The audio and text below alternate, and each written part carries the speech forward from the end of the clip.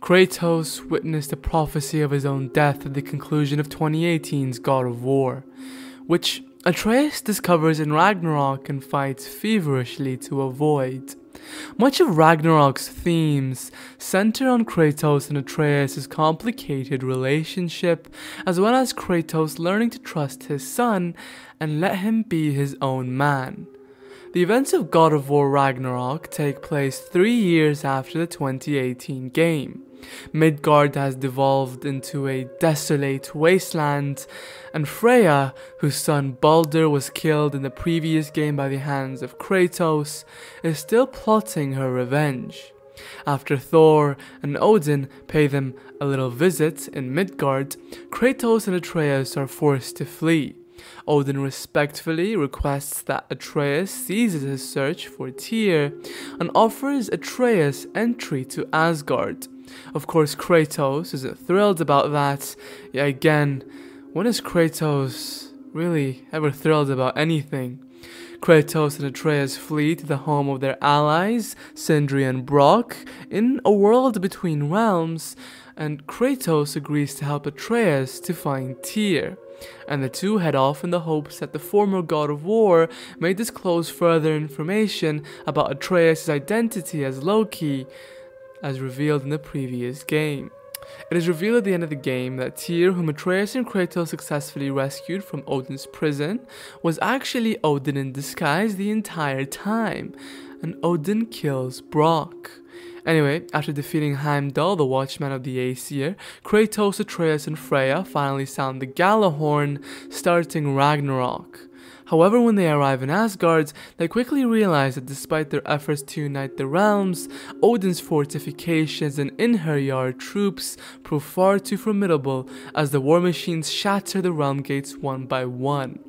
Kratos and Freya move out for the war machines. When they arrive at the Svartalfheim gate, Sindri reveals that he has come alone because he would not allow any more dwarves to die for their cause, claiming that Odin compelled the dwarves to create those war machines and that he has come to destroy them.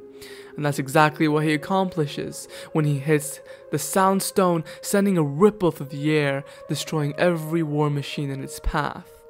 During the climactic battle at Ragnarok, you'll see a massive snake confronting Thor, and many people will gasp in surprise as the combat develops. You see, it is rumored that Thor would deliver such a powerful blow to the snake that Jormungandr will be hurled back in time before his own birth. But how can this be possible? As it turns out, Atreus' quest has put everything in motion. The Jormungandr seen attacking Thor in Ragnarok is really the large serpent that Atreus whispers a giant's soul into when he was in Ironwood in Angrboda's grandmother's lair. As Thor is known as the giant killer, it makes the battle all the more personal for the snake, as the serpent carries the soul of a giant who likely suffered at the hands of the god of thunder and carries hatred for Thor. That's why when Mimir in 2018 talked to the serpent, he remarks that Jormungandr finds Atreus familiar, as it was Atreus who gave the snake life, but in the future. Thor then sends the serpent back in time, where it matures into Jormungandr as shown in the original game. It's also worth mentioning that Jormungandr is the one who gives Atreus the hint about Ironwood, since the snake is likely aware that Atreus would meet him, but in the past or in the future there. You know what I mean. Anyway, upon destroying the machinery, it is revealed that Odin has been using the Midgardians to fight his war for him, showing no regard for their lives. Atreus, distressed by Sindri's outburst and Odin's carelessness, will continue repeating the phrase, "Close your heart to it."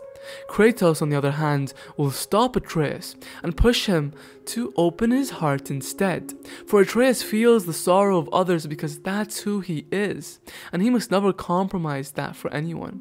Atreus must never compromise who he is for anyone. Calling Freya and the others together, Kratos assures them that the goal of this war, this conflict, is not to sacrifice the innocent, and that he and Atreus will take down Odin alone to prevent any more unnecessary deaths. When Atreus arrives to Thamur's Flaw, a weakness in the walls of Asgard that were built built by Thamur that could allow Kratos and Atreus into the city. But Atreus is halted by Thrud, who believes Atreus is going to murder everyone, not only Odin. But before she can even finish him off, Sif arrives and reveals that Atreus is speaking truthfully about Odin, and that Odin would not stop at anything to get what he wants. Sindri, with Atreus' assistance, breaks into Asgard. Kratos comes shortly after and proceeds towards the Great Lodge, seeking out Odin. Unfortunately, Kratos is intercepted by Thor along the route, resulting in a lengthy fight. And instead of killing Thor, Kratos would spare him, explaining that they are no longer destroyers and they must reform for the sake of their children. But before they can finish their conversation, Odin arrives, and when Thor disobeys Odin's command to kill Kratos, Odin unleashes a devastating blow, a spear, into Thor's chest, killing his own son instantly. This starts yet another lengthy battle between Kratos and Odin. Upon finally defeating him, Atreus confronts Odin, giving him the option to choose to be better. However, Odin refuses, leaving Atreus with no choice but to capture Odin's soul into one of his marbles. With Odin not technically dead, as his soul is trapped inside Atreus' marble, Kratos hands the marble over to Freya, explaining that he would never rob her of the choice between life and death again, leaving Odin's fate in Freya's hands. No longer needing Odin's death to make her whole, she hands the marble back to Atreus. However, before a decision can be made, Sindri arrives, hastily grabbing the marble from Atreus' hand and quickly smashes it with his hammer, killing Odin once and for all. Before the group can even react, Sindri disappears once again. Soon after, Freyr appears, informing the group that Ragnarok has arrived. Freyr uses his Vanir magic to keep Ragnarok at bay, as the creature attempts to destroy Asgard as intended. But unfortunately, Freyr is slowly overcome by Ragnarok's strength, and so offers to stay behind, sacrificing himself so that Kratos, Atreus, Mimir, and Freya can escape through a surprisingly well-timed Reltir created by Angrboda and Fenrir. Following the destruction of Asgard, Atreus will awaken in Haldmimi's halt to the sound of Yr's voice. As Atreus makes his way to the winding staircase in search of his father, he'll encounter several of his friends along the way, including Sif and Thrud, Skjoldir, Lunda, Freya, Mimir, and Angrboda, all of which engage in short conversations following the events that occurred in Asgard. After speaking with Angrboda and reuniting with his father, the pair will follow her to the top of the mountain, where she'll reveal a hidden shrine.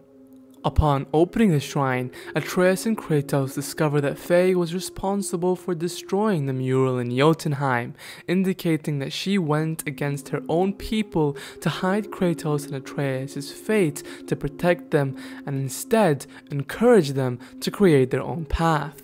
Following this revelation, Atreus opens up to his father in a touching moment as he shares that there are other giants out there and feels that it's his responsibility to find them, but he must do this journey on his own. Kratos responds to Atreus' request positively and grants his blessing, almost encouraging it, as he believes Atreus is ready to take on such a responsibility. After seeing Atreus off, Kratos searches the room, discovering yet another hidden shrine painted over by Faye, revealing the most shocking revelation yet. This shrine depicts Kratos' arrival in the Norse lands, as he's still wearing his Greek garb from the time in the Pantheon, to even spreading Faye's ashes in Jotunheim. But that's not all, as Kratos spots something that leaves him speechless and overcome by emotion, as it's revealed that the mural that depicted Kratos' death at the hands of Thor was painted over with a new prediction for his future, one in which people revere Kratos, something he never imagined would ever be a possibility. Following this discovery, Kratos meets with Freya and Mimir, who asks what he had seen, to which he responds with a path, one I had never imagined. So here begins the path of Kratos the Rebuilder, rather than Kratos the Destroyer of Worlds, as he sets out to help rebuild the 9 realms with the help of Freya and Mimir.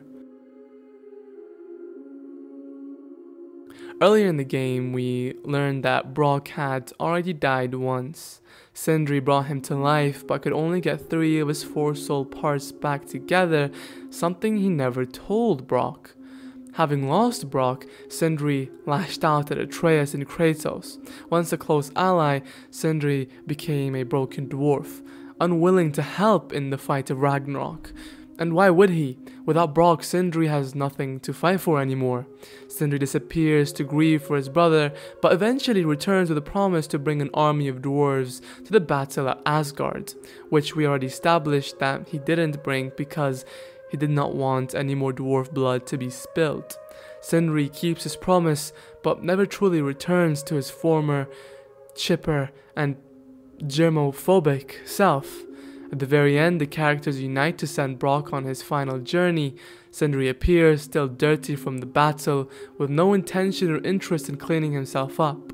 Throughout the game, Sindri has been seen cleaning obsessively, so to see him dirty and muddy is devastating. Sindri grows from a playful comic relief to a deeply meaningful character. Sindri as a dwarf is magical, but he's nowhere near as powerful in the same way as Kratos, a literal god, or Kratos whose giant magic and god powers allows him to transform into a bear or a wolf. Sindri has always been scared and weak, but through the death of his brother, he is transformed. Perhaps just not into the character we'd like to see. After you've completed the story, you may have one loose end still on your mind: the Fate of Tyr. As it turns out, there's a big reveal waiting for you in the epilogue's post-game exploration. When you return to Niflheim and head towards the Raven Tree, you'll find Asgardian debris has rained down to the side, creating a new path to the ruins of a prison used by Odin and still guarded by Aesir fighters. Make your way through the complex by delving down to the bottom floor, and it is here that you'll find the startling revelation. Tyr is still alive and was imprisoned in Asgard the whole time. Miraculously, the destruction of the realm threw him across the realms and into Niflheim, though still confined to his cell. Although initially wary, Kratos will set him free, and Tyr will ask for space as he stretches his leg and goes on a round tour to different locations. Following the discovery of true Tyr, the group begins to theorize why Odin may have kept Tyr alive. As Mimir and Freya explain, they believe Odin used this Asgardian prison to house those he impersonated, as the magic he used likely required the person to be alive in order to assume their body. This theory is further proved when searching the prison, as you'll discover the body of the dwarf that Odin had impersonated during your initial visit to Svartalfheim. Revealed during IGN's Beyond Spoilercast, the game director shared that the dwarf seen spitting on Kratos and Atreus upon entering Nidavellir was in fact Odin. In the comment section below, let us know your thoughts on the endings and what they could ultimately mean for the series going forward. Thank you all. Don't forget to like, subscribe, and turn on the notification bell for more content like this. Bye.